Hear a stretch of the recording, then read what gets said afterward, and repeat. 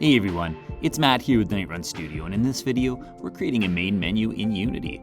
We'll start off by making a simple button that can load scenes, and then we'll add some polish using animations and lighting effects to bring it to life. That's where we're headed in this video. Let's get started. Alright, so first off, you will need a scene that you can actually transfer to from the main menu. For my project, I'm going to use the sample scene from our Metroidvania series. Next, you can right-click here in the project window, go to Create a new scene, and let's call this one Main Menu. You can then double-click on that to open it up. Now once we get into this main menu, you should have nothing in your hierarchy except for a main camera to start off.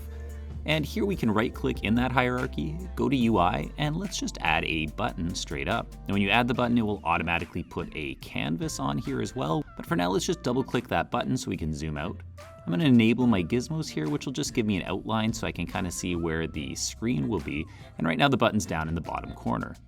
You'll notice that this automatically added an event system. I'm just going to move it up top here so it's out of the way.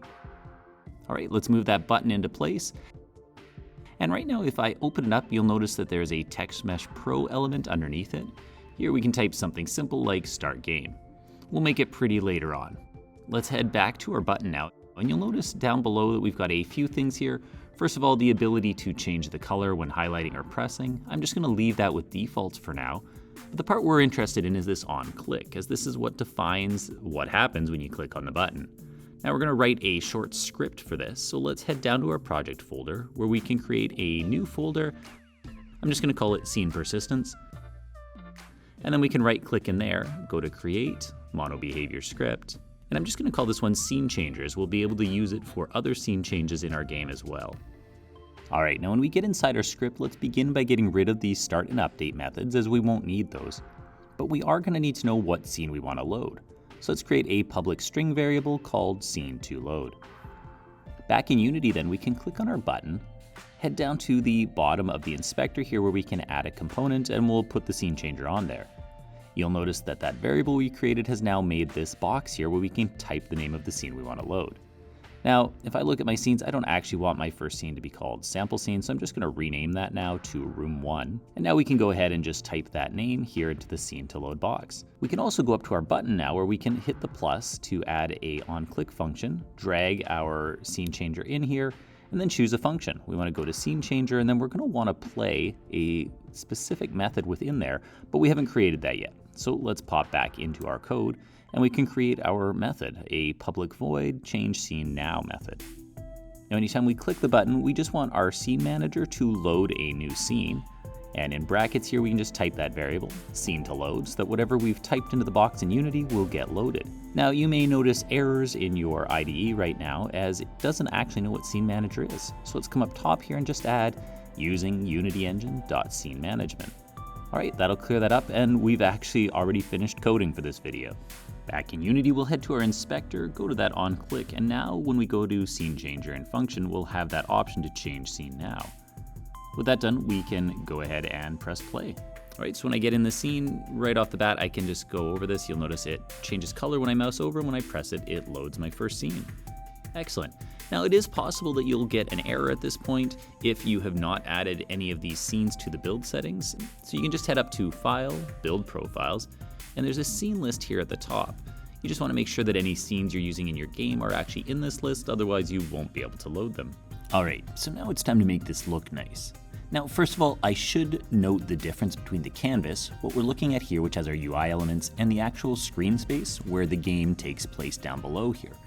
We're going to begin our work on visuals up here in the canvas level. Now, if you click on the canvas and then go to the canvas scaler, you'll notice that we are currently set to use constant pixel size.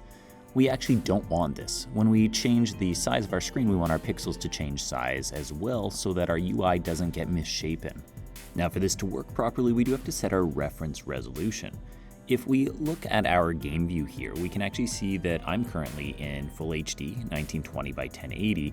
You can check what your numbers are, and you want to make sure to plug those in so that they match. With that done now, things should scale nicely when we export our game. Now for this tutorial, I'm going to be using Brolov's Castle of Despair pack. It's a great pack by the same creator who made the character for our Metroidvania series. and you can download it free for use in commercial and non-commercial projects. That said, I encourage you to follow and even leave a comment just to help the creator out. All right, once you've downloaded that, you can head to your downloads folder, unzip the project, and then drag and drop it into Unity. Here now, let's go ahead and open that up. And I'm just gonna simply head into the background here, where we've got these 3 different files that just look great. One of the moon, a city, and then some red smoke or fog. Now we could put all of these images here on the canvas. However, because we're gonna be using lighting effects, I wanna actually make them in this scene view. So let's just zoom in on our little camera area here, and I'll drag and drop layer 1 so we can kind of see what we're doing as we work. Now clearly the image is much too small to start, but I would encourage you not to drag the scale to make it fit. Instead, actually just click on the layer itself, and here over in the inspector, we can set its pixels per unit to 16, which is what we've been using throughout our Metroidvania project. While we're here, I'm also going to change filter mode to point no filter, which will just sharpen up those pixels. And just so we don't lose any color quality, we'll set the format to 32-bit. At this point, when we hit apply, you'll notice that things sharpen up and the size changes as well. Now you'll notice that it is just a little larger than our screen size, and you could play with those pixels per unit number if you want, but since all of my project is at 16 PPU, I'm just gonna leave this one the same. I'll name this one background, and now we're just gonna kind of do the same thing for our others. We'll drag in layer 2, again, just get it positioned the way we want. I'll call this one city, and then finally drag in layer 3 here. I'm gonna call this one fog front, and then I'm actually gonna duplicate it.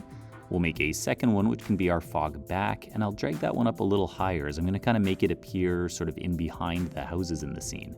Okay, at this point we can do a little bit of ordering. So if we click on our background and open up the sprite renderer, I'm gonna set this one to a -10 order in layer so it kind of goes into the background. That way our city can stay on 0. Our fog front can go to a +10. And then we'll put the fog back in between at about a -5 and just adjust it so that it kind of pops up behind the houses, but we can't see its bottom. All right, that's already starting to look pretty decent. Next, let's get a title in here. I'm gonna double click the canvas to kind of zoom out, and then we can right click. I'm gonna add a Text Mesh Pro element, and we'll call this one title. I'll just give it a name here, say Metroidvania, and then I actually wanna anchor this to the sides of the canvas. So I'm just going to click here, hold down Option, and then click the expand. Now we can center it, and then play around with our fonts. I'm gonna use bangers at about a size 180. And then also we can sort of make this look a little more professional by adding an outline and underlay. So for outline, I'm just gonna increase the thickness here. And if it takes up too much of your letters, you can actually increase the face of the letters so that you get a nice thick, chunky letter, but also a pretty big outline. Now underlay won't have a huge effect here as we have a pretty dark background. That said, I'm gonna add it anyways, as you'll notice that it does create some shadow between the letters, which just gives a little more texture to the title all around. Next up, let's just replace this default button image. And for my sake, I'm gonna be using the Fantasy Minimal Pixel Art GUI by Edahoshi. As usual, please take a moment to follow or leave a comment if you're downloading, and this one is also free for commercial and non-commercial use. Just as before, let's unzip it, drag it down into our Unity project. And then if we open this up, I'm gonna head to the button sprite here.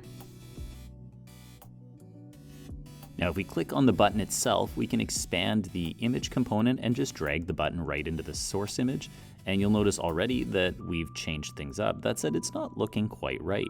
I'm gonna go with the same width and height that is recommended, though I'm adding zeros here, so it's large enough. And you'll notice that looks okay, but we've definitely got some problems. First of all, let's fix our sizing, get rid of that blur with point no filter, and then preserve our colors with 32-bit. All right, that's looking much nicer, except that I don't really like that shape. I'd like to have a longer, sort of thinner button. The problem is if I stretch this one out thinner, it's actually gonna stretch my pixels, and I'll end up with these sort of rectangular pixels, which I don't much like. So while clicked on the button still in our project window, let's go to Open Sprite Editor. And here if you just drag in these green lines, you can actually change the slicing. You'll notice here that I'm not including any of the shadow or light and making it so the middle section only includes the part that we want to expand, the part that has no shading. Now, when I click on the button, I can change the image type to sliced, and you'll notice that it now preserves the outside edges without any stretching. You could change the size of the pixels here by changing your pixel multiplier to make them big or small, but I kind of like the standard 1 pixel per unit. All right, that's looking much nicer. Next, I just want to change the font on my button here so that it matches our title. I'm going to go with bangers once again. However, you'll notice that if I do black, I don't really like that black outline.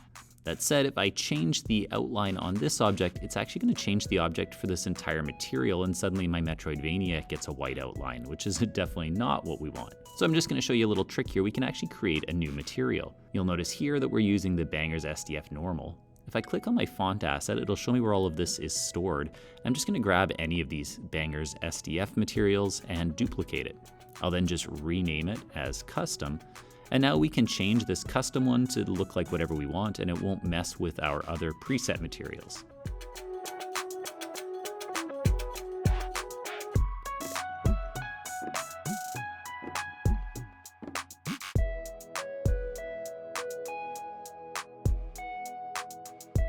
There we go, it's looking pretty decent, except it's kind of dead. We need some movement. Now we'll begin by animating our fog, and here I'm just going to shift-click both fog layers and create an empty parent. That way we can put an animator on the parent and have it move both of the children at whatever speed we want without needing separate animators. At this point, while clicked on fog, we can go to Create. I'm just going to head to my Animations folder, create a new one for UI animations, as we'll probably make a few of these, and we'll just call this one Fog. All right, at this point, I'm just going to head into my scene view so I can get a full picture of what's going on here. Shift-click both fog assets and change them to tiled assets. What this does is it lets us stretch out the width as long as we want, and it just tiles it so that they go on and on repeatedly. At this point, I'm just going to grab them both and sort of move them to the far left so they still cover the screen, but gives us lots of room to run. And now we'll just animate them one at a time. I'm going to take the back layer and just offset it a hair so that it doesn't look identical to the front layer. We'll then hit record, and I'm going to zoom out so that we go to roughly a full minute or 60 seconds before it gets all the way across the screen. At that point, I'm just going to copy that first frame, and on the very next frame after it hits the end, I'll just paste this in so that as soon as it gets to the end, it teleports back to the beginning and then starts over again. Next, I'll click on the front layer, and we're going to do the exact same thing. Make it slide all the way through, copy that first frame, and then paste it again at the end. All right, at this point, that's looking pretty good. So next up, let's add some lighting effects. To do this, you can right-click in your hierarchy, go to Light, and we're gonna add a Spotlight 2D. Now, if everything's set up properly, your screen should actually go black right now. Let me just show how this works. Right now, I'm just gonna click on my objects in the scene here, like say city, and you'll notice in this sprite render that we have a sprite lit default material. If you don't have that, your scene will display as normal. And what you just need to do is click on the little eyeball in the corner and then set sprite lit defaults for any objects that you want to actually work with your light. Now at this point, if I drag my spotlight into the scene, you see that we have a little spot of light. We can then make this larger by playing around with the radius. So if you increase the outer range, it will, well, increase the outer radius, making it so you can see a whole lot more. I'm gonna set mine to about 10. And then you can change the inner too to create a brighter central section, which works nice for things like a moon. I'll maybe go with 2 here so the moon's nice and bright and the other area still has some shadows. Here you can also play around with your intensity, making the scene kind of darker or increasing it. I like being able to see things, so I'll keep it up at 1. Lastly is the fall off strength here, which is just how quickly it gets dark as you move away from the center of the light. And I want to be able to see the whole scene, so I'm actually going to keep this with a little bit of strength here. All right, that's looking pretty good. We'll call this one moon, and I'm just going to duplicate it and make another really bright, kind of intense circle here that I'm going to put right on the moon, which gives the moon a sort of strong glow feel in the corner here that most people won't even notice, except that it just feels good. For that, we'll give it a strong inner radius of about 2 and only a small outer radius, just a tiny bit larger, so that there's not like a rough edge around it. And there we go. That's actually looking pretty sharp. Next up, I'd like to add some window lights. I'm just going to create an empty parent here to hold this. And then on the lights parent, I'm just going to add another light. And this time we're actually going to use a freeform light. I'm going to use the square version here, so it just has 4 points to play with. And I'm just going to move this over one of our windows. At this point, you can edit the shape, and I'm just going to make mine so that it kind of maps nicely to the actual shape of this window.